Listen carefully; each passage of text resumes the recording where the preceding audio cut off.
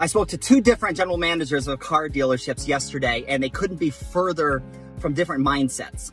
So the first one that I talked to, he was like, hey, I really absolutely love the product. It just totally makes sense. However, talk to the owner and it's just not in our budget. We can't do it. The next person that I talked to, Amityville, New York, and just a New Yorker. And he's like, hey, I've researched your stuff. I really like it. I want to do it. Just can you give me the abbreviated version? So I was like, yeah, boom, boom, boom, boom, went through it, went over pricing. And he's not searching as, oh, this is going to cost me this. It's like, this is the investment and how can I make it happen? I can't versus how can I?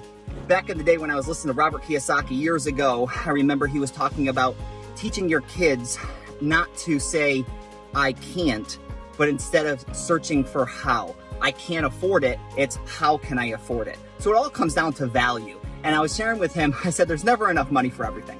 There's always enough money for what's most important. So where do your values lie? And he just got done telling me a little bit before that the cost per acquisition is going higher, advertising costs are going higher, the bang for the buck that they used to spend is not happening as much. So we got talking about slicing a piece out of the advertising budget, carving it in, investing into your database. Wouldn't that make sense? And so the other guy was like, boom, boom, boom. How can I do it? Hey, let me call my guy Dave. I know how I'm going to pay for this. Yeah, it's 55 bucks a customer. I'm going to carve that out. I'm going to put it along with here so it's allocated for and it's just done. And they sell nearly 300 cars a month. And so, do the math.